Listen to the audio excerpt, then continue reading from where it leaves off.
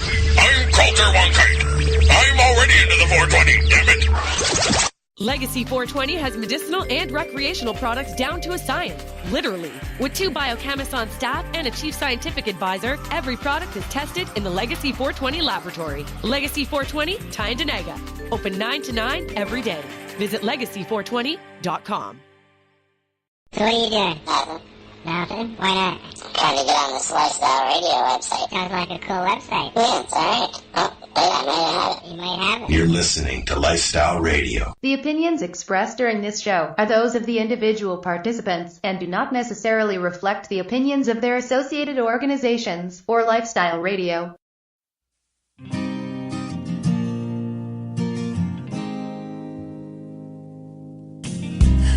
I blame it on industry. I blame it on my own hypocrisy. Miseducation and politicians. No one's willing to step up and speak. Hello, everyone, and welcome to the Pace Radio Show. I'm your host, Del Graham, and we are live here at 420radio.ca. Tonight on the program, I am joined by Northern Ontario Kim Cooper and our guest, who just happens to be a person that has a very lengthy cannabis resume. But before we meet our guests, it's time for Kim and I to have a quick news chat. Well, Kim, how's things at your end? Oh, not too bad at all, Al. Not too bad. Northern Ontario, we've had votes coming in across the province on the opting in and opting out. And Kirkland Lake, the current town that I'm living in, has decided to opt in. So people are pretty happy around here. So do you know why they opted in? Money. That's what it comes down to. I watched the council meeting, and basically the consensus is what many councils' consensus are, and that is opting out is not going to keep cannabis out of the community. We still have the option of buying through mail order, so it is a legal product. Opting out is only going to stop you from collecting extra tax funding that is now available to communities that choose to opt in. So they discussed at length the likelihood of Kirkland Lake even getting a shop, and had decided to opt in on the notion that chances are we aren't even going to get one. So why not go for the dough? Wow. Well, I'll tell you, I believe that your councillors should have spoken to the councillors in my municipality where I live, because I attended the meeting last night, and the staff recommendation to council was to opt in. When time came, the mayor spoke about the fact that the recommendation was to opt in. What does everybody think? Do I have a motion for that? And it was silence. Yeah. So then she asked for a motion to opt out. Someone gave the motion. 2 other people voted against it, and they carried on. No reason, no explanation, no nothing. Sad, when the council doesn't listen to what the community members at large work for are listening. That's what they're saying.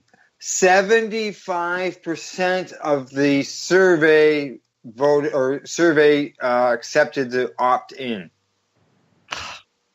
And your council didn't listen. Council did not listen to the constituents of our area. And they did not listen to their own staff recommendation. Well, so there you go. So today, this afternoon, I sat down and typed myself out a little letter and forwarded it on to our local council and asked them why they opted out. Because at the meeting, we're not allowed to ask questions after votes. Oh, yeah, not convenient for them.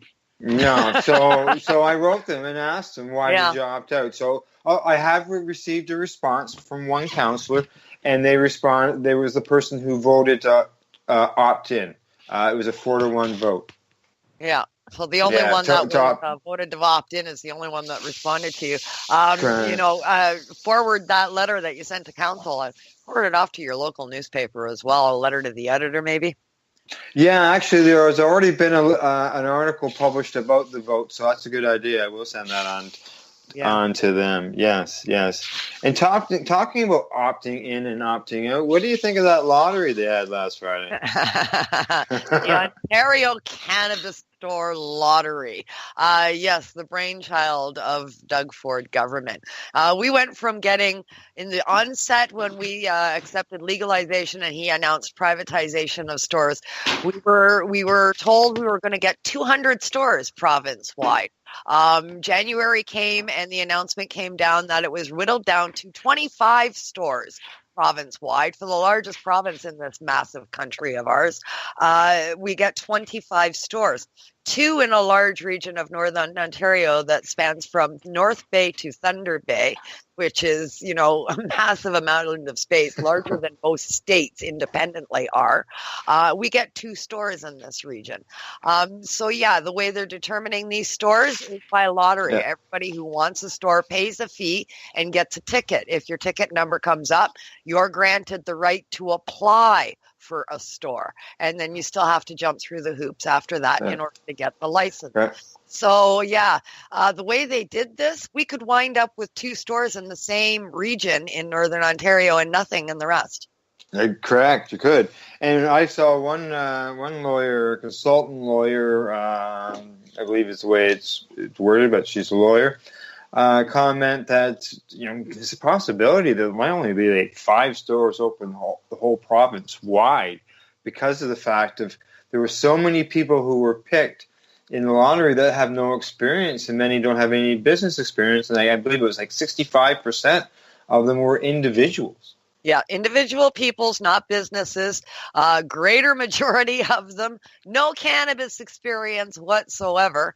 They're going into this blind. So a lot of the people that did win licenses haven't got a clue what to do next. So now, of course, the sharks are in the water and circling around all of these newly granted licenses.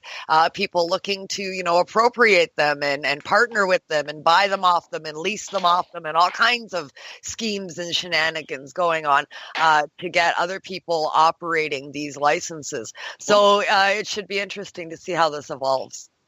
Yeah, it will be. And, it's going to be crazy, and 25 stores isn't going to be enough. It wasn't even enough dispensaries for the city, never mind for a whole province as far as retail. That's right. There was more than 25 dispensaries in the city of Toronto alone. Easily. 125 dispensaries.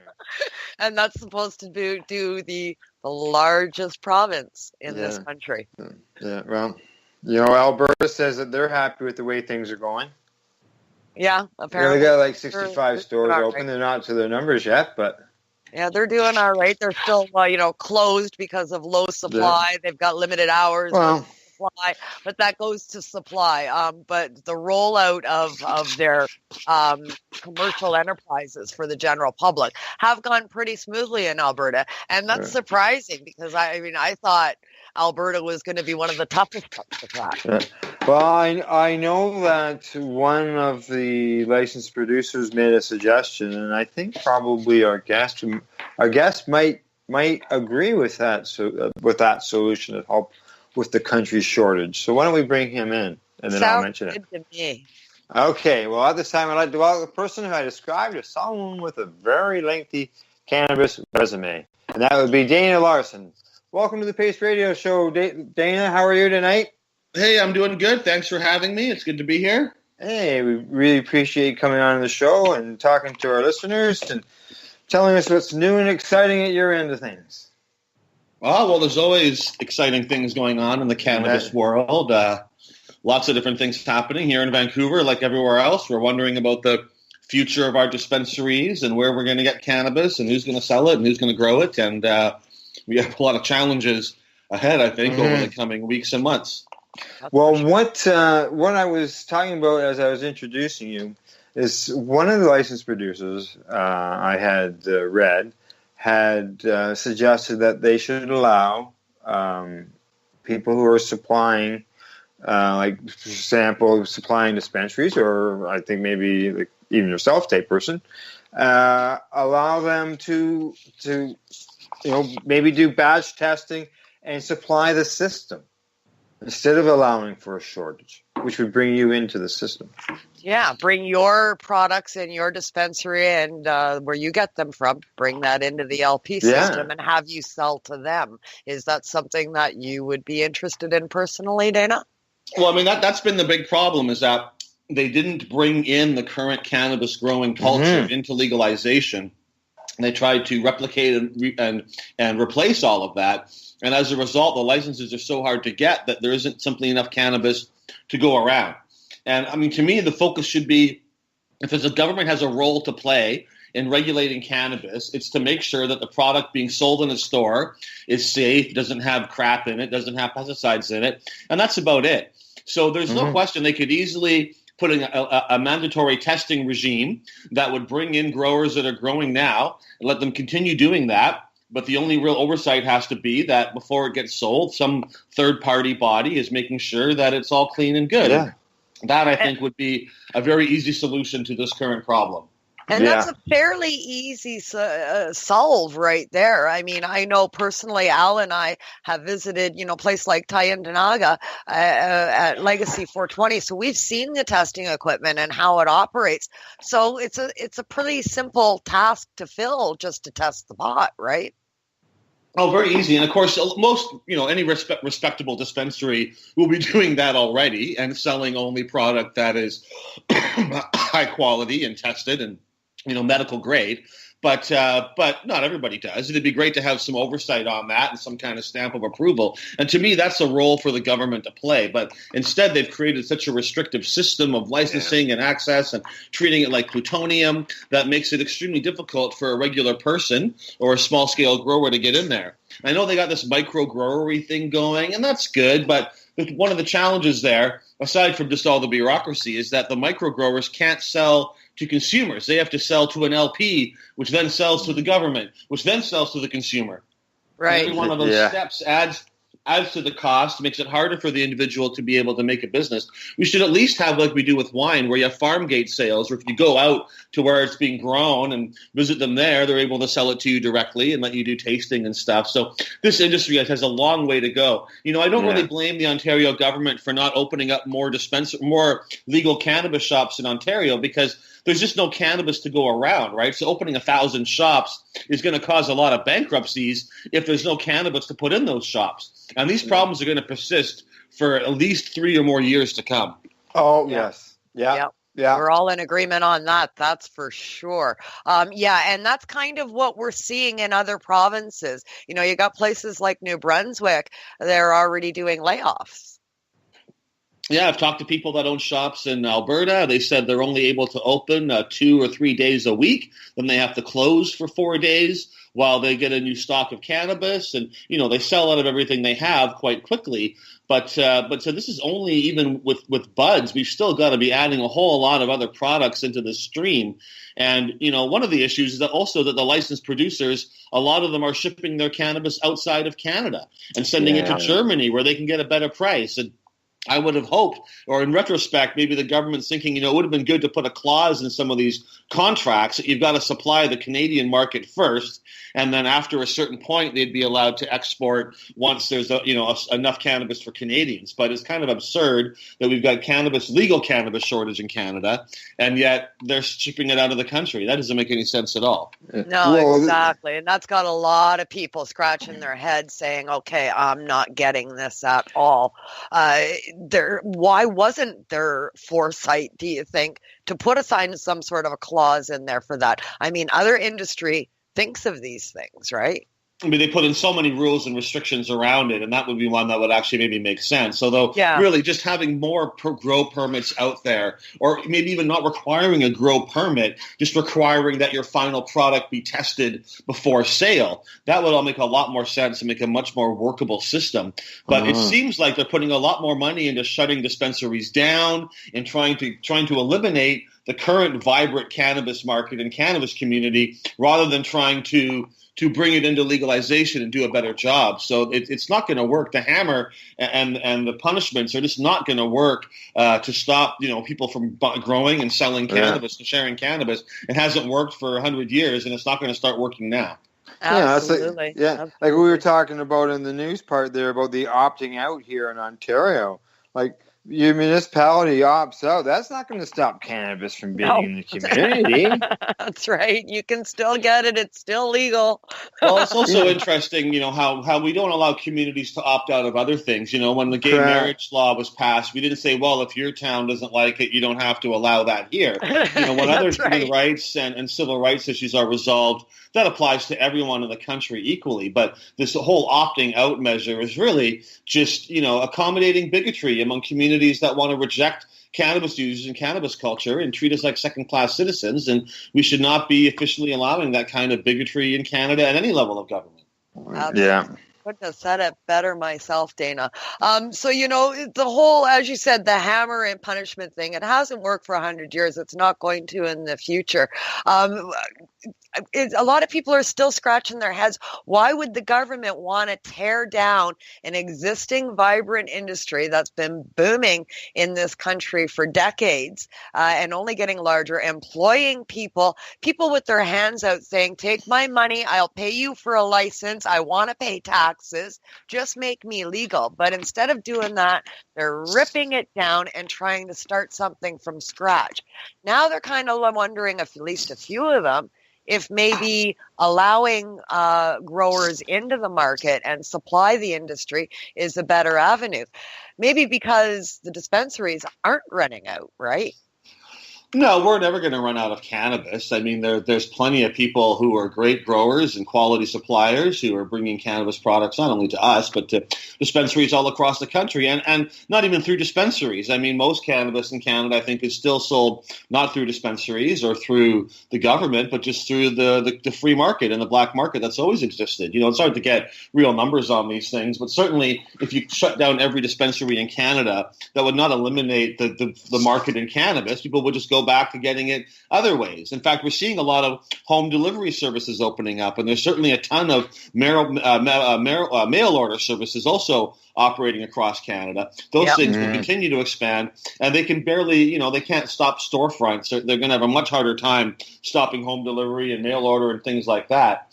So, the reality is that they need to absorb the legal market into the current market into legalization to have any success, and they just don't seem to be able to accept that. Maybe that'll change over the next couple of years. We'll see what happens in the next election. That's very important federally, who gets in and how things play out, and I think that'll be very important for the future of the cannabis legalization change for happening.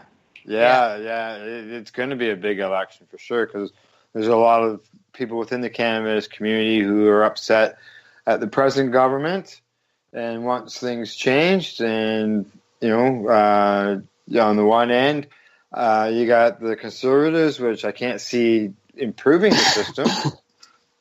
Yeah, I mean, Jagmeet Singh and the NDP would probably be more amenable, but they're not really polling very high right now. And correct. So in Canada, we're often, as many people are often torn between the lesser of two evils, right? And people say, "Oh, we were better under Harper," and I don't believe that. I mean, I think this is part of a process, and the changing process is difficult to go through. But I do think it's important. I mean, maybe dispensaries were sort of better off in the sense that they didn't have as much competition or something. But I still think that we're on the right general path in Canada towards a truly free market for cannabis. And I see this as kind of an intermediary stage we have to go through, one that will probably last several years.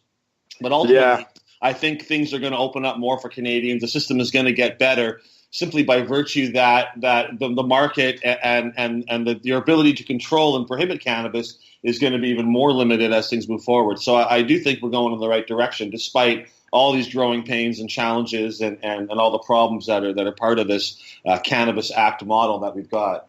You see things easing off when it comes to maybe some of the stuff that they're enforcing now because of the fear of the unknown and 90 years of prohibition.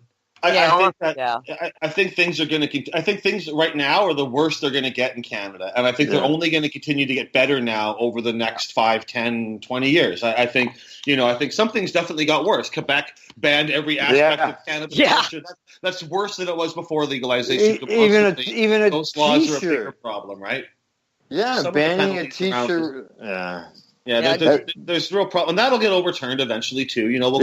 We'll fight it, and it's very unfortunate. But I think more and more cities over time will opt out of opting out and will opt in instead. I don't think any city that's opening up for cannabis is going to change their mind in the future and try to ban cannabis shops. So we're only going to see more and more communities coming into this. They're only going to license more and more growers. I do see this being a positive trend. I'm not arguing for complacency or saying that we shouldn't be fighting to make things better. Correct. Make it better, right? Is us making it better, making that happen.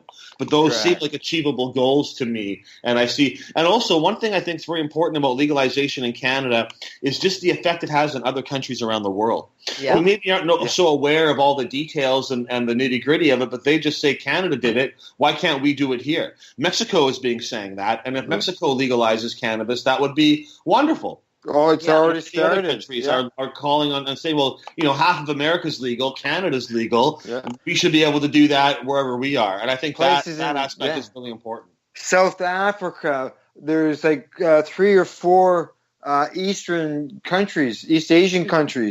Thailand and them that are all going to legalize the medical end of cannabis. That's very positive, and we've been reporting some of that stuff on the Reefer Reporters, and it just seems like there's a race there in order to get it out, and Yeah, I mean we're not there perfectly by any means, and like you say, we've got a long way to go and a lot to fight for. But it is an evolution, isn't it? I mean, it did take us 90 years of stuff being drilled into people's heads because we signed on the dotted line and made something legal one day. It takes a lot more than that for people's mindsets to change, right?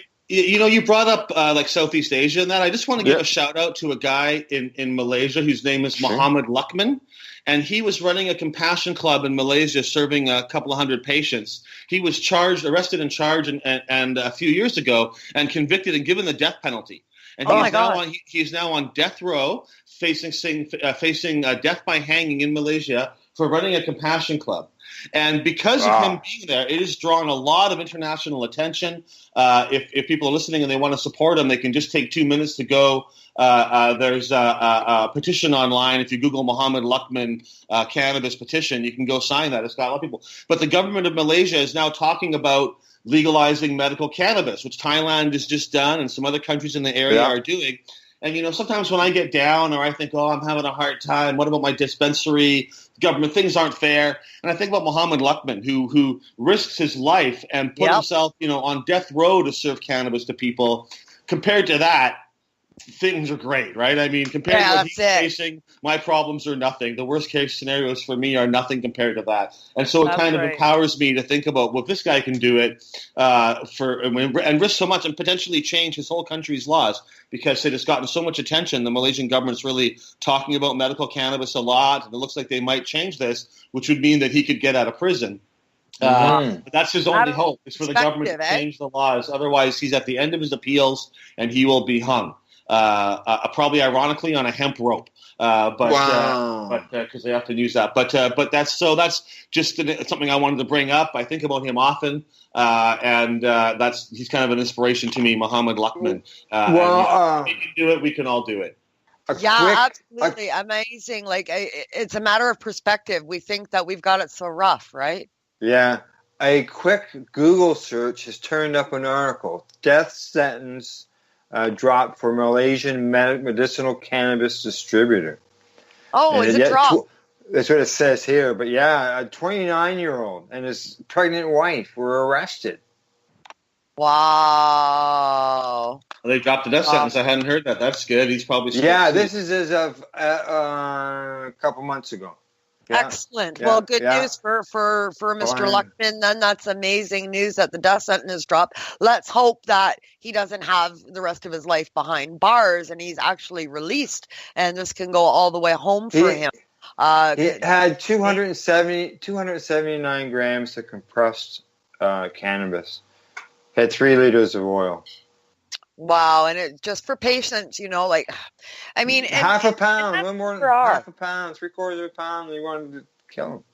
And that's where we are, in the world today, with the evolution of this. A place like that just had this man on death row, is now looking at legalization. He provided it free of charge. Yep. Free. Yeah, he was helping up. He was doing the great work, and a couple of hundred people, but definitely, and he was clearly aware of the risks and what the possibilities were there. And I just think that's incredible bravery and something that inspires me. Just wanted to put that out there. That's For definitely sure. helps put things in perspective. Not that we should be complacent. I think we got it so good. We should be fighting. I think we got to use our freedom to push for more freedom. But correct. Yeah, I think that's important. You're exactly right, because I'm just going to finish off on this story here to give you the news. Okay. He gives good time to go to his cave. His sentence sparked a public outlash with an online petition that was gained tens of thousands of signatures. Now the cabinet has granted Luckman a stay of execution and furthermore decided to abolish the death penalty entirely. Excellent news. Oh, that's great. Activism works. Yeah, exactly. Activism works. The word got out, people spoke out, and things happened in Malaysia. Yeah. Wow, that's just wild. It underscores to me this isn't just about Canada or the U.S. or Vancouver or anywhere. It's really a global change that is happening everywhere. And I think all of us can sort of re-inspire each other around the world and have a big influence on what's happening globally. And this is really something it's a global phenomenon. The war on drugs is definitely in every country on earth, and legalization and then the whole war on drugs is going to transform our whole planet and our whole global culture in very big and positive ways. Yeah, for sure. There's an example right there. Absolutely. Amazing stuff, and Canada, really, we're in a position where we can become leaders in all this because, as you said, so many countries around the world are looking to us now because we were the first major G7 nation to legalize cannabis. And so many are now looking to us. So we've got an opportunity to lead. Well, very much so. Yeah, that's why I think, and we want to get it right in Canada so we can sort of show other countries how it's done. But I also think it's challenging for Canada to do it perfectly when we're the only federal country doing this anywhere on earth, really, in a big way. I know Uruguay's also got legalization, but when it comes to sort of, major countries on the planet, Canada is really the only country and the first one to be making these kind of changes, to make it where you can buy cannabis in a shop that's got some kind of government seal of approval. And, I hope that we can, in the future, we can look at other countries and go, hey, they've got a better model in Norway, or they got a better model in Australia. Let's try to do in Canada what they're doing over there, because they've got it better than we've done it. But anyway, I think we just got to keep fighting and keep pushing and keep breaking the laws and using civil disobedience. It's been our greatest tactic to get these laws changed. And I think, instead of sort of giving up on that tactic, we should be redoubling our efforts. It's worked so well. This is a time to continue doing that even more so. Absolutely. And I want to get into all of that and so much more. When it comes to civil disobedience campaigns and different enterprising campaigns like that, Dana, you are the king, my dear. And we're going to discuss a whole bunch of them that have happened in the past, as well as what's up for the future. But we'll get into all of that right after our break, I guess. Yes. We should go to break before we get into that. That's for sure. Okay, tonight our bumper music is a song called Respect by Rick Reimer. And I'm sure there's something that Dana and all of us are asking for when it comes to dealing with cannabis reform, is some respect. Take our input, have people who have some experience, allow them to get involved. And we'll go from there. Then after that, Kim and I will continue our discussion with Dana. You're listening to the Pace Radio Show. We are live here at 420radio.ca. Hey, this is Cheech. And this is Chong. And you're listening to Lifestyle Radio. What is it? Lifestyle Radio. Say it one more time. 420 Radio? Ooh. Please hang up and try again. You're listening to Lifestyle Radio. Respect makes the world go round. Respect, don't put others down. Respect, not a necessity. R-E-S-P-E-C-T. Respect, come again, and you can't be fooled. Respect, not. It's the golden rule. Legacy 420 has medicinal and recreational products down to a science, literally. With 2 biochemists on staff and a chief scientific advisor, every product is tested in the Legacy 420 laboratory. Legacy 420, Tyendinaga. Open 9 to 9 every day. Visit legacy420.com. Are you looking for cannabis news, education, and people's opinions? Are you looking to learn what Canadian and international cannabis advocates are doing? Not only now, but what got them to this point in their lives, and what does the future hold for them? Do you want to learn how patients are using cannabis as their daily medication, or learn how their cannabis use helps them with their medical condition? If you answered yes to any of these questions, then I'm going to suggest to you to tune in to Lifestyle Radio. Catch their live weekly shows and have your questions and concerns answered and find the experience you're looking for. Monday, catch your weekly news broadcast with the Reef Reporters. Then on Wednesday, get several hours worth of cannabis public education. We get things started with Cannabis and Coffee with Tamarawana. Finish up your evening with the award-winning Pace Radio Show with Al Graham, and no week would be complete without tuning into Friday night's program, the 420 Radio Show featuring Al Rapp and the 420 radio crew, Mary Jane Baker and Marcel Gignac. Cannabis is a lifestyle, and you can catch all your cannabis lifestyle information right here at 420radio.ca. An apple a day won't keep this doctor away, but a gram of cannabis may keep you away from the doctor. Find out how by tuning into The Higher Estate with Dr. Ira Price, Wednesdays at 3 p.m. Eastern Standard Time, only here at 420radio.ca. Tune in to DJ Passion from the land of Ganja, the island of Jamaica, when he comes to you live every Saturday night at 8 p.m. Eastern Standard Time on 420radio.ca. Watch it. Once I'm walking down the street, wanna get a bite to eat, but I look a bit run down. Just a bit run down. Waiter in a restaurant looks at me, says, "What you want? We don't need no bums in town." What am I saying? Doesn't hear a word I say, turn his back and walk away, wouldn't let me have one. Hey, welcome back. We are the Pace Radio Show, and we are broadcasting live here at 420radio.ca. Tonight on the show, I am joined by our guest, Dana Larsen, and my joint host, Northern Ontario, Kim Cooper. Well, Kim, before the break, we talked about opting in, opting out, shortages, what could be solved, and our friend there in Malaysia. Yeah. So where are we going now? Well, I think we're gonna get on to some activism. I mean, that's Dana's ballpark all the way for sure. And it's actually, how Dana and I's relationship really began was through an event that he took part in. It was the very first event that I ever hosted and was part of, and I was happy to organize it. And it was right here in the town that I now live in, and I'm broadcasting from the first time from this year, Kirkland Lake, Ontario. We held a rally out here for a bong shop called the Tripping Daisy, and Dana very gracefully came up here from BC, and he led our rally here in Kirkland Lake, and we marched onto OPP headquarters at like minus 15 temperatures with a wind chill of minus 20 and freezing cold temperatures, and we did it with a fair-sized group of people, and it was fantastic. And since then, I've been a huge fan of Dana's, of course, because I appreciated so much him coming out. And the campaigns that you have taken part in, hosted, and being the creator of, Dana, I mean, the list is just about endless. And I guess the biggest one that everybody knows, of course, is Overgrow Cancer, right?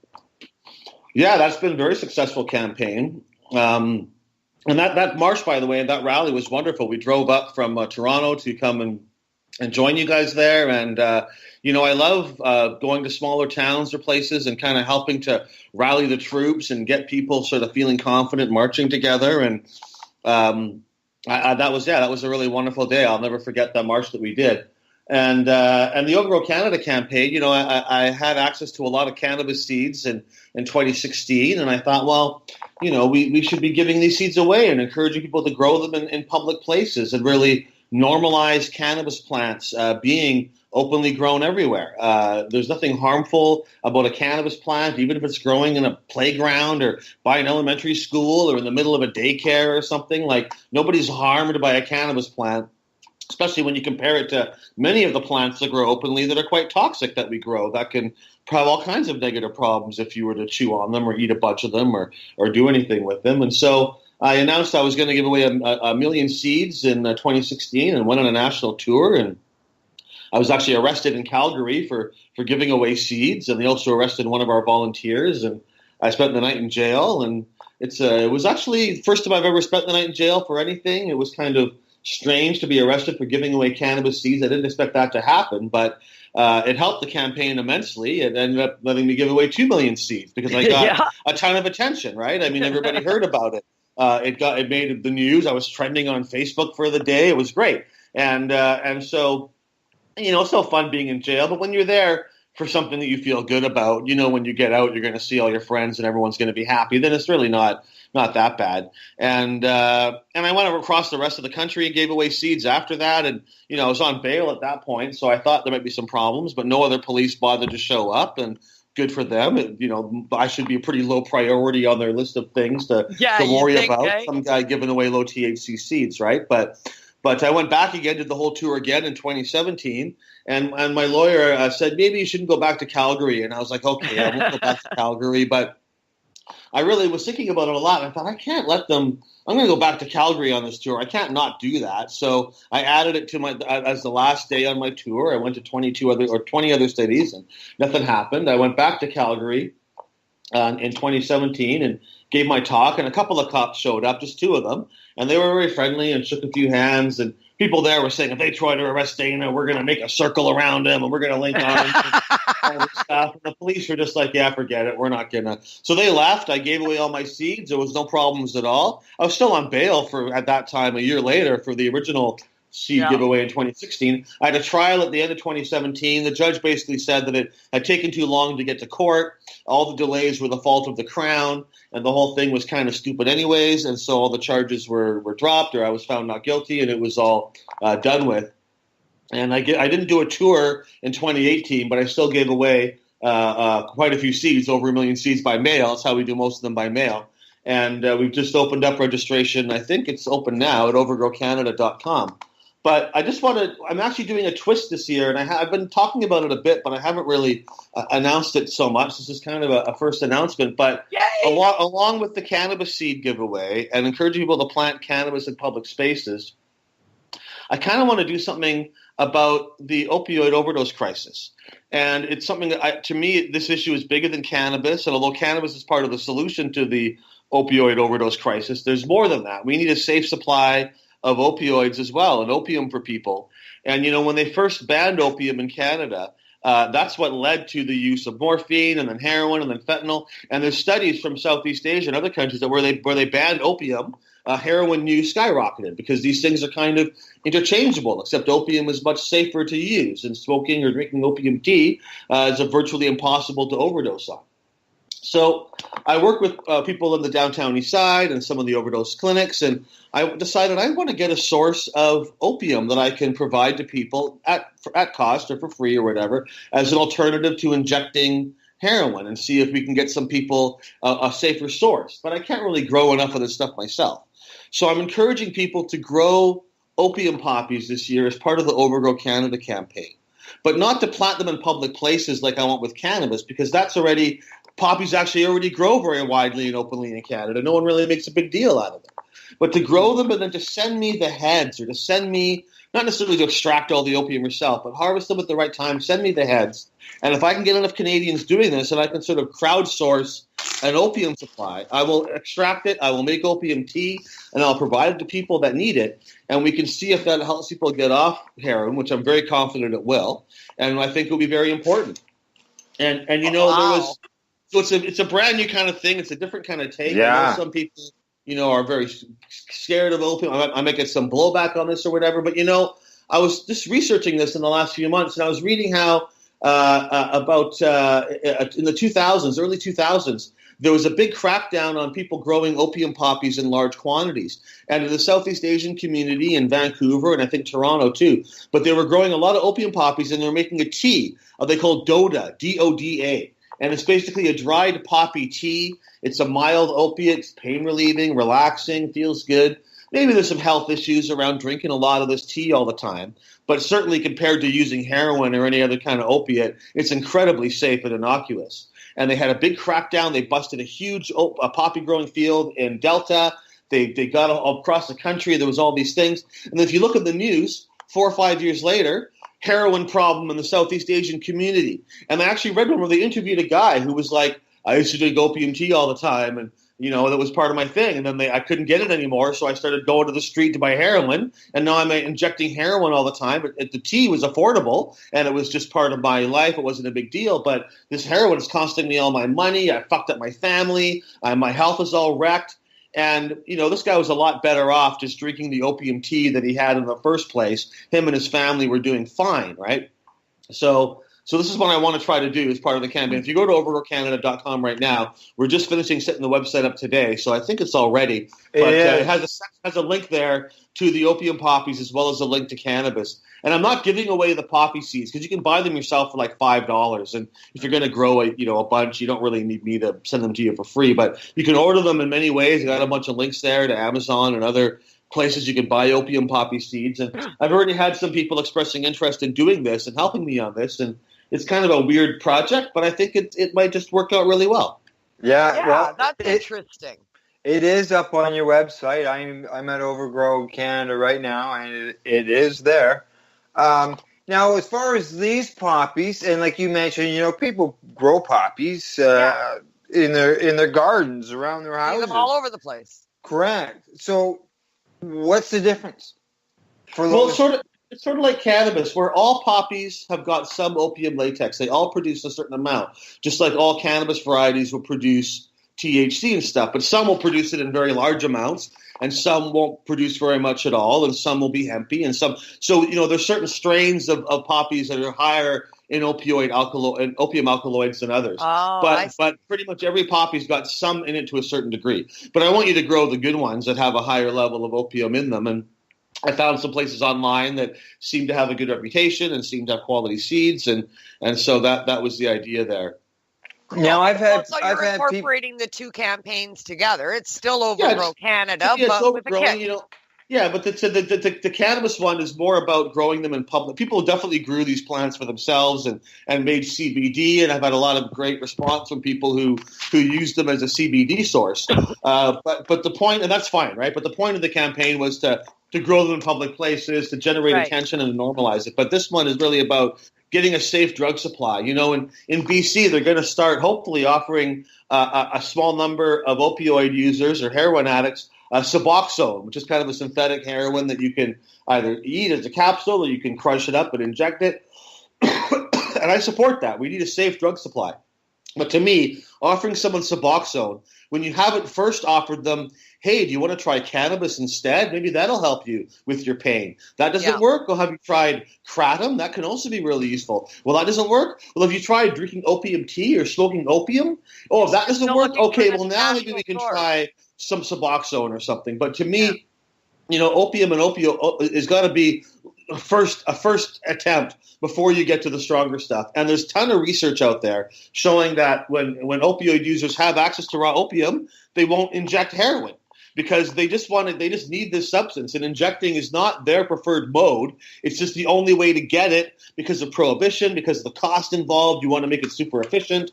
But if we could have opium dens and opium lounges in the city in some way, I think that would save a lot of lives, stop a lot of crime, and just make everybody a lot better off. That was the mistake we made, was banning raw opium in the first place. and that's just led us on this century of deaths and overdose and drug war crisis. So it's a weird twist of the campaign. I hope people get into it, and hopefully it take quite a while, but I know this opioid overdose death crisis is not going anywhere. That's and for sure. I hope that the next fall or this coming fall, I'll have a good supply of opium tea. If I only have enough to serve a couple of people, then I just do a couple of people. And if I have enough to do a lot of people, then I do a lot of people. But I'd like to ideally find good enough that I can create like a year's supply for a certain number of people, and then hopefully by next year we'll have more, right? And I can increase the number of people I'm supplying it to, and we'll just sort of see. It's an experiment, but I think it's a worthwhile one. Excellent. And I mean, that's what it takes. It takes doing this stuff to find out what the results are. And, nobody else is doing it, so why not?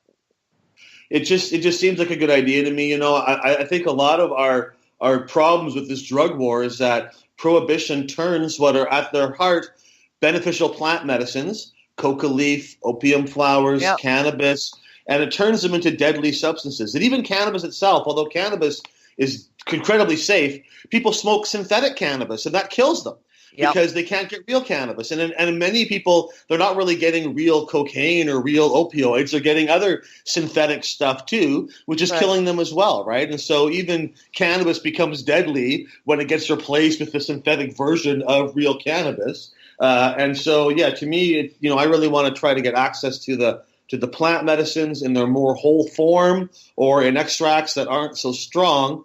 And the research I've seen, there's studies showing that cocaine users or cocaine addicts can reduce or stop using cocaine if they can chew coca leaves and drink coca tea. And it's the exact same thing. Like, having access to it in a more natural form can help a lot of people, save a lot of lives.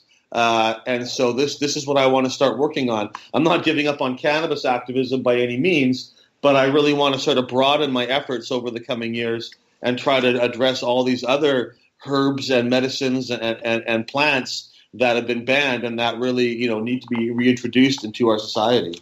And it's all one thing, right? I mean, that's basically what it is. It's a war on natural plant remedies, and it's a war on natural medicine, right? Yeah. Well, I absolutely agree. And it always makes me sad because there's some cannabis users who don't get that.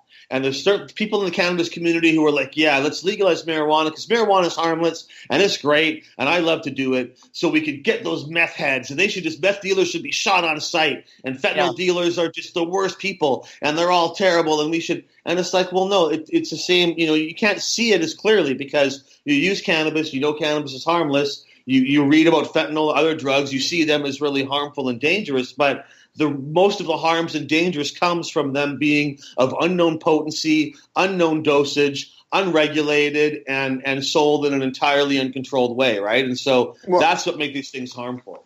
Well, they give them to us as synthetics, prescriptions with the proper dosing, with all that stuff, so that people don't end up killing themselves. People have the surgeries and they're given painkillers to deal with those surgeries, so they know how to dose it.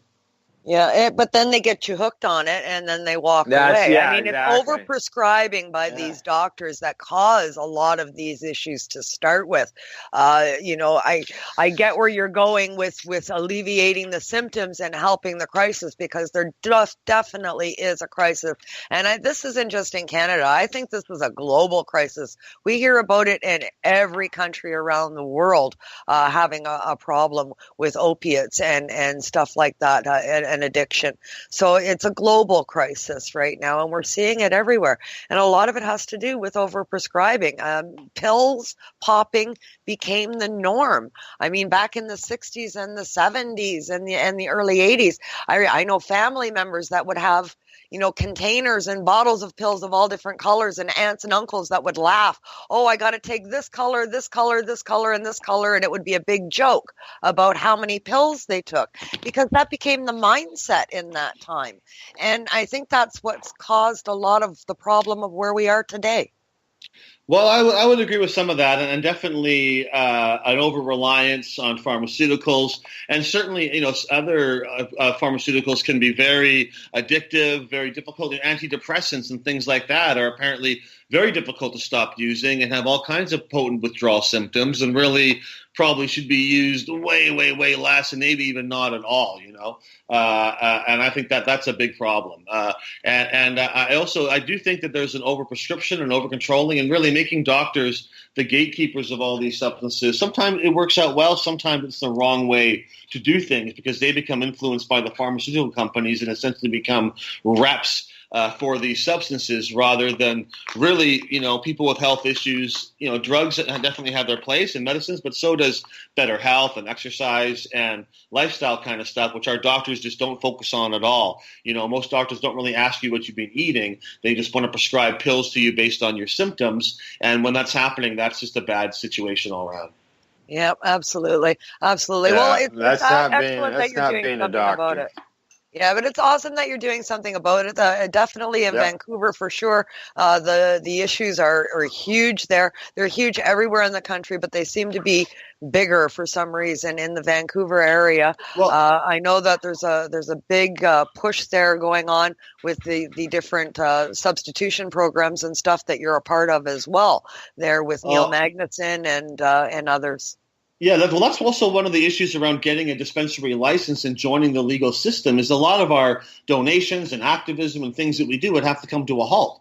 And so we regularly give very large quantities of cannabis to the overdose or to the opioid substitution project, which has a once a week giveaway program that runs out of an office in Vancouver. Then we also give cannabis to the Sarah Blythe, who runs the overdose prevention site, and she was giving it away there, or selling it for very low cost for over a year.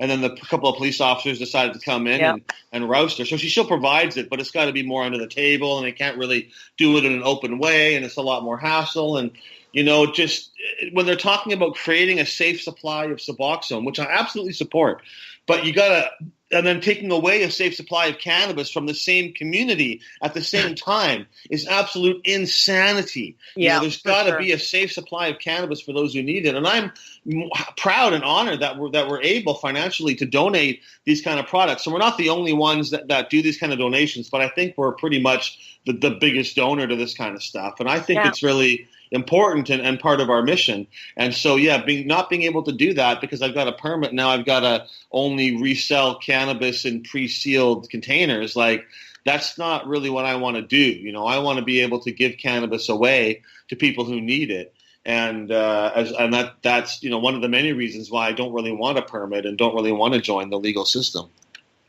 Yeah, well, I can understand that completely. I mean, the way they're regulating it, they would cuff your hands and they would basically shut everything that you're doing charity-wise to help these different institutions. It would shut it down. You do a large supply of cannabis to these places, and they're helping people. They're saving people's lives. We also offer, I've been bringing in kratom as well. Kratom, a lot of people don't know about it, but it's a tree, or the leaf from a tree that grows in Southeast Asia, and it's got they powder it up and make a tea out of it. And kratom has effects similar to opioids, but it doesn't affect the pathway in your body that if you get too much, it stops your breathing. So you can't overdose and have a death from kratom like you can from opioids. But it's got many other similar properties. So opioid users, it gets rid of withdrawal symptoms, it's pain relieving, and it's useful for people who are either using opioids or perhaps before they're using opioids. And so it could be an alternative. It definitely is an alternative, and it's being sold pretty widely, but kind of under the table. It's not in the Controlled Drugs and Substances Act, so it's not banned, but you can't sell it for human consumption in Canada. So I can sell it to you, but I have to sell it to you. I have to say, whatever you do, don't put 1 gram in a cup of hot water and add some honey and drink that to alleviate your symptoms. Like, you can't tell people how to use it because you're supposed to only sell it for research or whatever, right? So it creates a weird situation, kind of like it creates a weird situation. But I've just been donating it and giving it away, and it really should be, so along with providing legal heroin to people, they should be offering cannabis and kratom and some of these kind of things as alternatives. And so I'm really happy to be able to do that, and I'm going to try to partner with some other groups to make kratom available in a much bigger way. Cool. Very cool. That's good. Yeah. I want to get back to activism a little bit. Right now, you've got an initiative going on to try and keep the dispensaries open in Vancouver. Vancouver now, as everybody knows, basically was, the Garden of Eden for cannabis dispensaries, cannabis consumers, and cannabis enthusiasts across the country prior to legalization. I mean, you guys led the charge down there. You're the ones that were the movers and the shakers and the progressive ones. You had these shops and you had, your government was giving you licenses to operate. The whole country was looking to Vancouver as a model. The dawn of legalization came. We look at Vancouver today and we're not seeing quite the same thing, eh, Dana? They're shutting your asses down and not letting you operate now after all this time. Well, there's been a lot of threats, but not really a lot of actual action, but the threats are getting stronger and stronger, and their legal position has gotten stronger recently. But, Vancouver originally wrote bylaws for dispensaries. When cannabis was illegal, they were really written under Harper, when legalization wasn't really even a possibility. But all these dispensaries were opening, and so the city wrote these bylaws, and they wrote pretty restrictive bylaws. But still, they were better than other cities that were raiding places and shutting them down. And, these bylaws, but they restricted cannabis a lot more tightly than alcohol. They made it so there'd only be room for a couple of dozen dispensaries in the whole city. And then the ones that fell outside of that regime that couldn't get a permit, they started pressuring them to shut down. And the other ones went through this long process to get a permit. And it was really, to me, really a stalling tactic by Vision Vancouver, the city government at the time. They were facing a lot of pressure from both sides, from the activist community, people opening up all these dispensaries everywhere, and from those opposed to it, saying, why are you allowing all these lawless places to open? And so they thought, well, creating a permitting system is a way for us to kind of kick the ball down the road and to satisfy both sides. But now we've got the situation where there's a couple of almost 30 dispensaries that are unable to get permits because of these restrictive rules. And so then we went to court, and the Supreme Court of BC said that the city has the power to shut us down. They didn't really rule about the medical angle, so we're appealing that and looking for a stay. But since that decision came in December, the city's been saying, all right, you guys, you got to shut down soon or we're going to really come after you. We're going to be chaining your doors. You'll be in contempt of court. And so it's not a criminal charge at that point. It's the judge having made a ruling. And if we violate that ruling, we're in contempt of court. And it's much harder to fight contempt stuff than it is other things, right? It's not about cannabis at that point. It's about us just not listening to the judge. But we're asking for a stay on that from the BC Court of Appeal, the higher court above the Supreme Court, because we're saying that the Supreme Court judge, he didn't comment on all the medical access questions. He only ruled on whether Vancouver has a right to regulate and control businesses that are violating federal law and to have this kind of thing. And they said they do. But he really refused to answer the medical questions. And our argument is that it's harder for medical cannabis users in Canada to get cannabis now than it was before legalization. There's actually less access. And there certainly isn't enough access to justify going after dispensaries. At the same legal decisions, the judge who said that dispensaries are at the heart of medical cannabis access in Canada, Justice Phelan, that is all still valid, maybe even more so. And so, and from my perspective, going after dispensaries in the middle of an opioid crisis, when there's only 2 of the government-registered shops in Vancouver, when there's a shortage of legal cannabis across the country that's expected to last a long time, to me, they should not be doing a big crackdown right now. And maybe the day will come when the legal system is good enough that our argument to stay open or whatever isn't really there. But I would really want to see the city of Vancouver reopen these bylaws. There's a whole new city council. Vision Vancouver is entirely gone. The bylaws that were written under Harper should now be revisited under this new regime. And if they make a few little changes in there, make it instead of 300 meters that you've got to be from schools, make it 150 like liquor stores. That would allow a whole bunch of places that are now struggling to be open.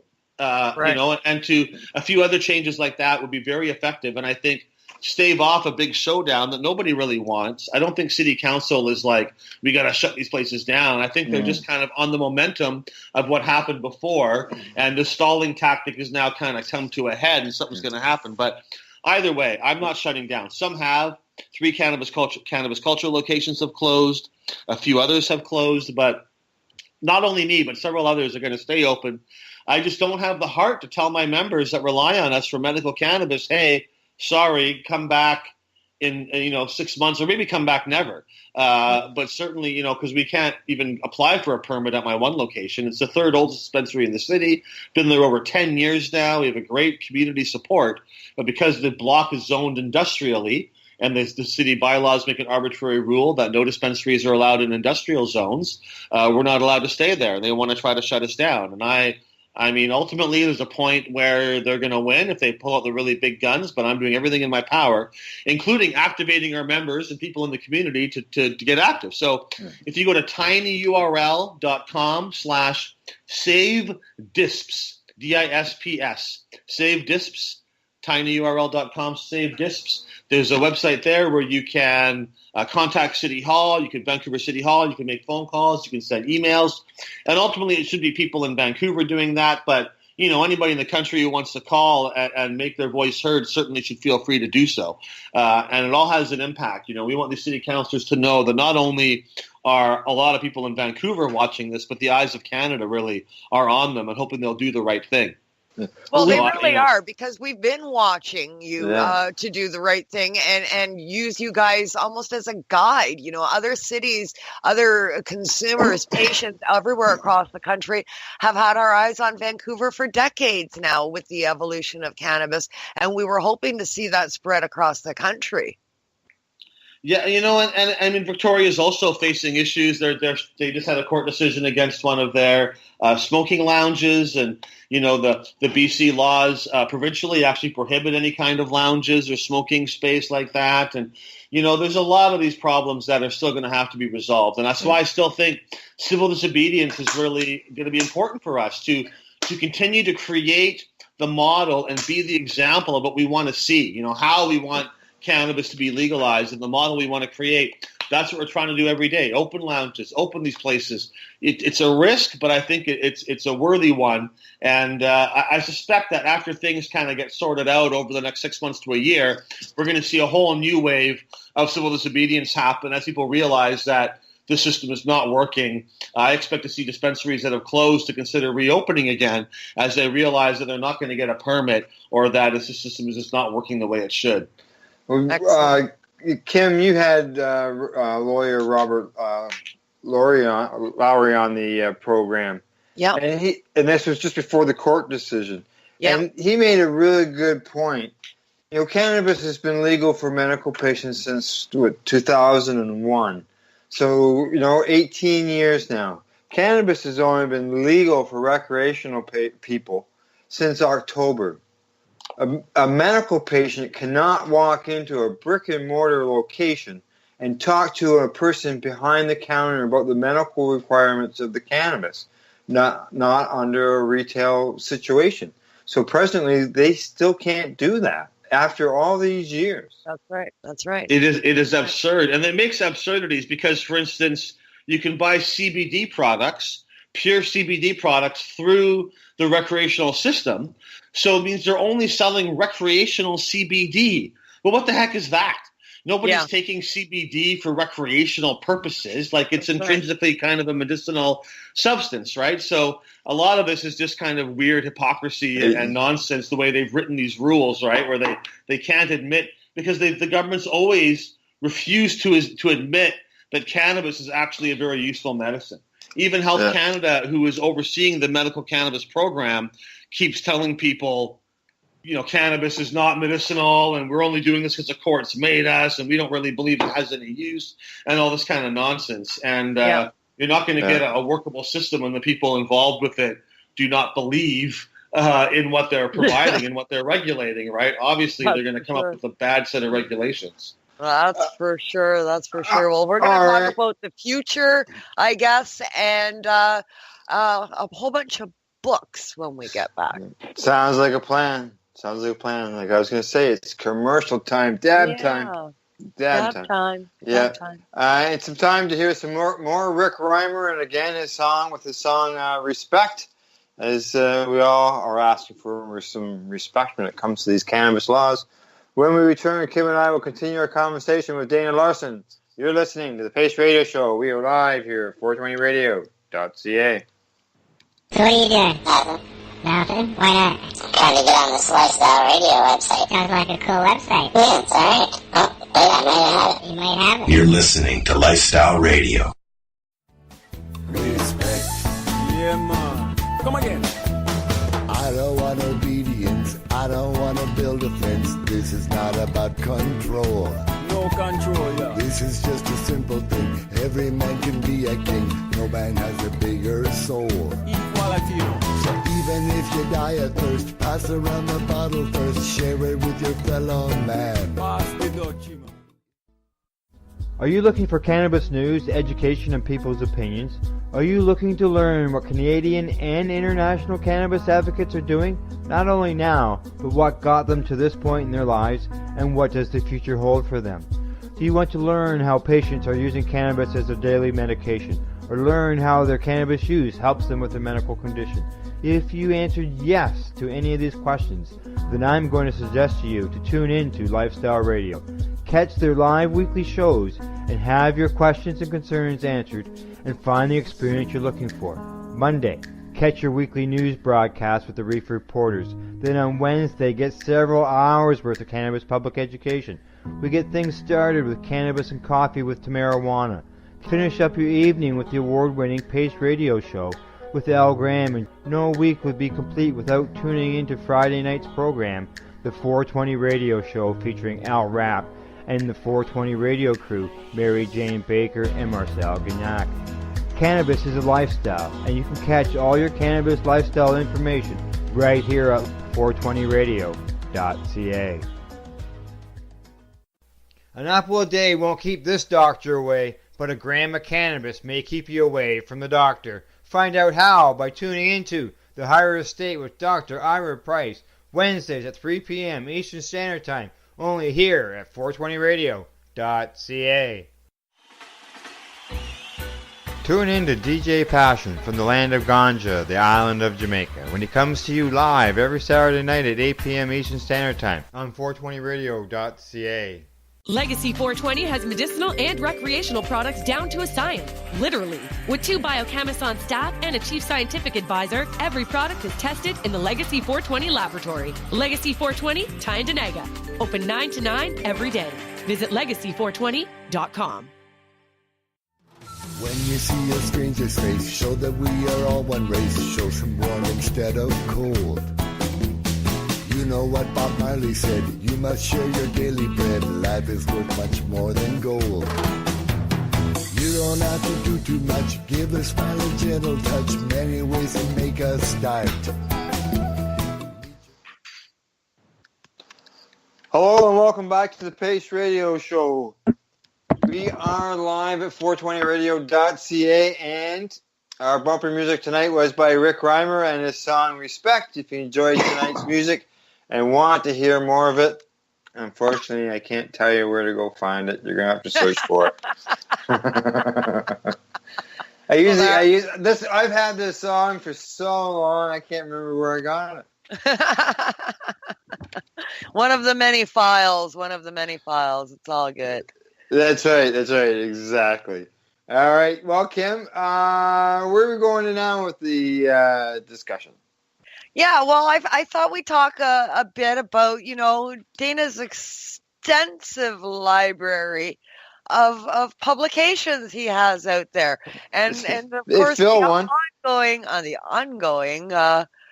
saga of Harry Pothead. Yeah, absolutely. Harry Pothead, I'm having a lot of fun with that. I got a little publishing company at Pothead Books, and mostly it's just kind of a vanity press. I do all my own stuff, but I wrote the Harry Pothead novel quite a few years ago, and now we're doing a comic book adaptation. I think we're at number 4 is just back from the printers, and number 5 is going off soon. It's going to be a 12-issue limited series, and they're available at potheadbooks.com. And I'm also doing a colorizing. I've got my history book, The Illustrated History of Cannabis in Canada, which is only $10. It's a great deal, and there's a lot of great information in there. It's a black and white illustrated book. And now I'm colorizing, getting people to color the pages, and I'm releasing them as smaller comic book sections. So part 1 is out, and part 2 will be out hopefully in a couple of weeks. And that'll also be, I think, a 9-part series. And I'm also adding in new material as I go along, both more historical stuff that I've learned, as well as, of course, a lot of updates and more modern stuff, because that's for the last few chapters when they come out. But, I'm really happy with how all these books are looking and the distribution we're getting. And, whether or not you're a Harry Potter fan, I think Harry Pothead can be enjoyed by everybody. But if you are a Harry Potter fan, there's a lot of fun stuff in there that I think people will enjoy. Oh, there sure is. I love it. And of course, I'm a Harry Potter fan. Well, of course, I have 3 kids. So, they're growing up. They were all Harry Potter fans. So I've seen the series over and over and over again. So I can relate to the comics because of that. And they're just fantastic. I'm so looking forward to the next one. And the illustrated history of cannabis in Canada. I loved that one comic book series that came out. You graciously donated me a box of those for my 420 event in Timmins last year. I'm looking forward to part 2. Yeah, absolutely. I'm really happy. The history book, I learned so much writing that book and researching it, and there's so many wonderful stories. And that was what my tour really in 2016 and 2017, along with giving away the seeds, was telling people the story of cannabis in Canada and sharing that, because most Canadians don't know. And even me, before I researched the book, I've been drenched in the cannabis culture my whole life, but a lot of things I wasn't aware of until I found these old newspaper clippings talking about how you could buy cannabis, pre-rolled joints in Canadian pharmacies from the 1850s until the 1930s, how they used to test cannabis potency on dogs. For a lot of that time, how important the cannabis hemp was to the colonists and the early founding of Canada, and just so many other great stories about the history of this plant and the culture around it. I really think we should be teaching a lot of this stuff in schools, and I'd love to see this becoming sort of common knowledge for Canadians, how important cannabis was through so much of our country's history. Yeah, for sure. Because, we've spent the last 80 years has been a concentration of demonization, right? We need to get back to the roots of the truth of it before Anslinger happened.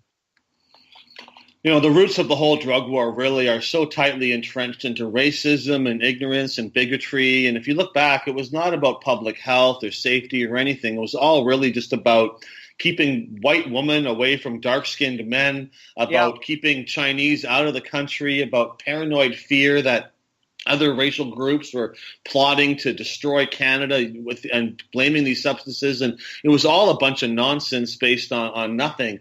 And it's kept us captive as a society for over 100 years. Some of these laws have been in place, and they've just caused nothing but misery and death. When you look back on the history of it, we're talking about opium as well. And, there was virtually no opium overdose deaths before Prohibition began. And every decade for the last 100 years, there has been more opiate overdose deaths than the decade before. And so we should be learning this is not working, right? It's not working at all. And so I hope people learn about that, and I love to share that knowledge. Yeah, cannabis has been very much a part of our history, from manufacturing to consumption. Really, the early colonists, not only in Canada but many other places, Britain and France were looking for places to grow more hemp. They didn't like being dependent on Russian hemp. A lot of people don't know that, they sent prisoners to Australia from Britain, but that wasn't because they didn't have enough space in their prisons in Britain. It doesn't actually take up a lot of room or expense to keep prisoners. They were sending prisoners to Australia because they wanted to grow hemp in Australia, and the biggest expense of hemp growing is the labor source. It was so labor intensive. So they wanted those prisoners to be slave labor hemp farmers in Australia. That was the initial motivation sending them there. It didn't quite work out the way they'd expected, but it's well documented. And in Canada also, the French government put so much effort into those colonists to try to make them grow more hemp. And when Britain came in, they did the exact same thing. They offered prizes for the biggest hemp farms and for the boat that carried the most hemp back to England. They offered punishments for people who didn't grow enough hemp. And that went on for so much of Canada's early history. It was really so entwined. And then, during the 1800s, hemp farming had really become a big part of the Canadian economy. And for most of that century, hemp was grown in every province. And medical cannabis was also, really widely available, especially in the second half of the 1800s and early 1900s. And I just don't think most Canadians are aware of that role and how common, cannabis medicines were, and how much hemp was such a distinct part of our culture and our society. And so much of that cultural knowledge and information was just destroyed during the 1930s, the 1940s, and 50s, when the war on drugs and the war on cannabis really, got going. I mean, there was the ban on opium, and then cannabis came in much earlier, but it was during the 30s when it really hit its stride, and where a lot of this anti-cannabis propaganda came in. In the 1930s, the RCMP were burning hemp fields to the ground and telling farmers this was a banned substance and you can't grow this anymore. And they were arresting birdseed manufacturers to get the hemp seed out of the birdseed. And so it was very much a time of very aggressive, and we lost so much of this history that I think is just now beginning to be rediscovered. And it's amazing history to rediscover. It really, really is. I encourage everybody out there to go and research these books that Dana has out. The facts that are in there are mind-blowing. I mean, stuff that, I as well consider myself pretty well educated. But when I read, every time I pick up your book, The History of Cannabis, I mean, I learn something new every single time I pick it up, and I thought I read it cover to cover several times already. I still refer to it myself. There's so much in there. I don't have it all memorized. Often I have to flip through it to remind myself of it. It's wild. It's and I'm really happy about it. And if you go to Cannabis History, cannabishistory.ca, you can order the book, but you can also actually see all of the references and links to original documents on the website. So if you want to research anything I said, or why does he say that? What's his basis for that? You can see all the references and all the newspaper clippings and all the original documents and from the archive. So, and you can really, if you're really into this kind of stuff, you can spend hours just going through that, because you'll find a lot more. In many ways, the book only really touches the surface of a lot of these things, and you can really dig into it quite deeply. And it's just, I find it wonderfully fascinating. Yeah, well, it's the same philosophy that I tell people too. Don't take my word for it. Look it up. Maybe one exactly. Maybe one day we'll replace the maple leaf on the flag with the leaf of the plant that's really given us our society and our culture have been much more important than the maple leaf ever has been. But well, I think that'll be a while coming. But maybe that should be our next crusade, to get the cannabis leaf on the Canadian flag.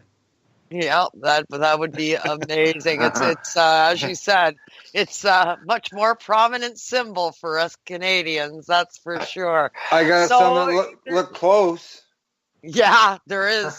There is. There's some out there that have flags that look like Canadian flags, but they got a different leaf in them. Yeah, well, I got a couple of those for sure. So, Dana, the future, what's next? I mean, we've heard some people, Doc, say, well, legalization is here, so that means 420s aren't going to happen anymore or anything, right? Because there's nothing to protest. Well, it's going to be bigger than ever this year. It's also for Vancouver, it's the 25th anniversary of 420, so it's our 25th one. It's on a Saturday this year, which is going to make it just by itself massive. And it's the first one in this post-legalization environment. But it's absolutely still very much a protest. What we do at 420 is really unique in the world. I know some other cities are now selling cannabis at their events too, but the freeness and the expanse of the cannabis market in Vancouver on 420, I think, is unparalleled anywhere on earth. There's nowhere where just for one day you have 300 to 500 booths all selling cannabis products, extracts, dabs, edibles in a very wonderful and free and very safe kind of way. And, this event's challenging to manage. There's a lot of factors involved. We just had our first meeting yesterday, or one of our, not our first meeting, but another meeting about 420 yesterday.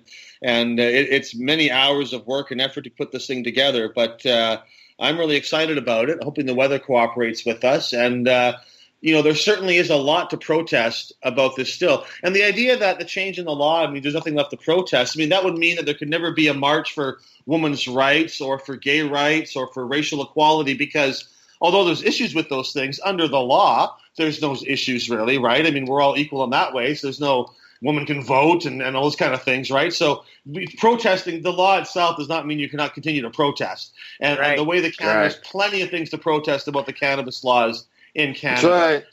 And the fact that they won't give us a permit and don't treat us equally and don't even allow any event that wants to use cannabis to use any public spaces, I think is one of many worthy things to protest. Don't allow lounges.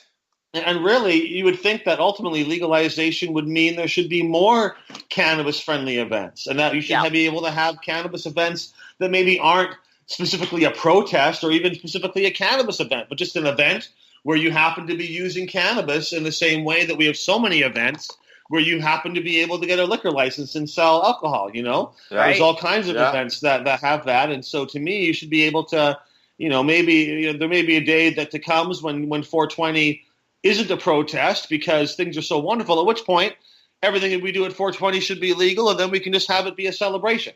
But 420 is not going anywhere, and I think it's just going to be bigger and better than ever this year, and I'm very excited and actually a little bit nervous just about the potential scope and size of what could be happening. But it is absolutely wonderful, and I think it's just going to be a great time. I think we're not even halfway through.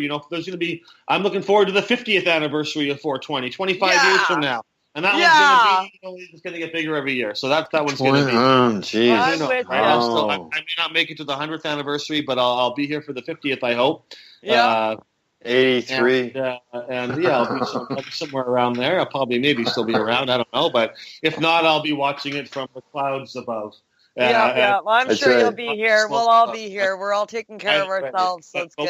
One year at a time. But yeah, it's going to be great this year. And to me, like I was saying, civil disobedience is what got us here. And I think principled, tactical civil disobedience is still a very necessary tactic, especially in Canada at this time. It's proven so useful and so successful. I don't think we should be abandoning civil disobedience. I think we need more rallies, more protests, more dispensaries, more of pushing on this, and to also use some of those same tactics, not only to continue to fight for cannabis freedom, but to start pushing for an end to the war on all plant medicines and all drugs and really end prohibition in its entirety. With the changes in the way the laws have changed now in Canada and the provinces and that, and they're pushing the no smoking thing and no vaping stuff, do you think will that become an issue for some of these events that want to hold them in public locations, whether they have a permit or not? Yeah, absolutely. They made it very difficult, and I'm not sure exactly how it is in every province, but I know that in BC they've said that you can't use cannabis, you can't smoke cannabis in any park or any public space, period. And I understand you don't want people smoking every day, everywhere, in all spots, right? But they could have just said you can't do it anywhere except unless in accordance with city bylaws. And that would then allow cities to experiment. And some cities maybe would allow it only for special events. Maybe other cities would generate, well, you can smoke in this park, at this spot, at these times, that's cool, but don't do it over there. And that's, I think, fair, right? And they're talking in Vancouver about allowing alcohol to be consumed in controlled areas on the beaches and that things. And if they can do that, they can do it with cannabis. But for sure, provincial law won't let them. It lets them do it with alcohol, but it won't let them do it with cannabis. And that's just to be used up. And so if Vancouver could still give us a permit, but it would make it much more challenging because they're really kind of violating the BC laws by doing that, right? So they put everybody in difficult situations. Same with lounges. They could say no lounges unless your city bylaws allow it. And then at least some cities could do it, right? And maybe they're not all gonna, but that's better than forcing cities not to do it and giving them no choice in the matter. I'd prefer they say that you have to allow it, and it's a human rights issue, and you can't opt out, right? But at least letting cities have the option. But these blanket-wide provincial bans on events and that, it's just ridiculous, and it's going to take years to get that changed. Yeah, because you guys have your big, large events out there. I got more experience, obviously, here in the Ontario and going to the Global Marijuana March and the 420 events going on, and they're all held in Queen's Park, Nathan Phillips Square now, where the 420 event went to. I'm just curious, Well, is there going to be smoking. any attempt of enforcement? They Well, cattle they're that all the no G20 smoking zones, right? Huh? They're all no smoking zones. They Yeah. always have been no smoking zones. I mean, even pre-legalization, they were no smoking Correct, zones. yeah, but So they that usually would said mean tobacco in then- them. But even then, pre-legalization, that would mean cannabis wasn't supposed to be consumed there, and we still did it. So I don't see anything changing. Okay. It is. And what makes me the most angry is when I see areas that have allowed tobacco smoking forever. Yeah. And then in the past 6 months, they've banned tobacco smoking just so they can also ban cannabis and not seem like the hypocrites that they are. And if you're going to allow tobacco and you haven't any problem with that, then you should be allowing cannabis. And cannabis should be regulated less tightly than tobacco because it's much less harmful in every possible way. But at least it should be the same, right? But they restrict it so much more. Really, it should be more open.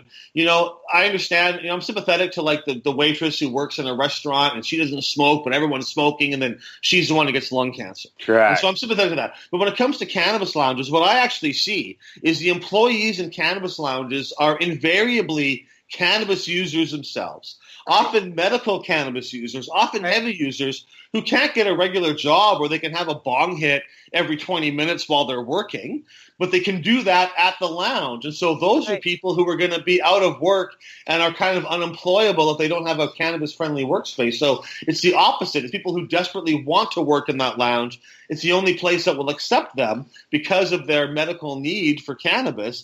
And so it's like the opposite. We need these lounges, not only for people to go and use cannabis, but to provide employment for people that are medical cannabis users and that are maybe disabled and can't get other jobs, right? So to me, it's the exact opposite than it is with tobacco. That's an exceptional point, Dana, and it is so true. Everybody that works in a vape lounge or in a cannabis consumption space, 95% are patients, and the 5% that aren't are non-registered patients that are self-medicating. And I tell you, they're gonna kind of wreck legal. I mean, they're wrecking legalization in many ways, I guess. But I talked to the BC minister who was in charge of this stuff, and he said, "Well, you don't need lounges to smoke in and vaporize in because you're gonna have cannabis drinks soon, right? All these cannabis drinks are coming, and so you can just drink it in your lounges like we do with alcohol, and you won't need to have all this smoking stuff." And if people want to drink their cannabis, that's their choice. But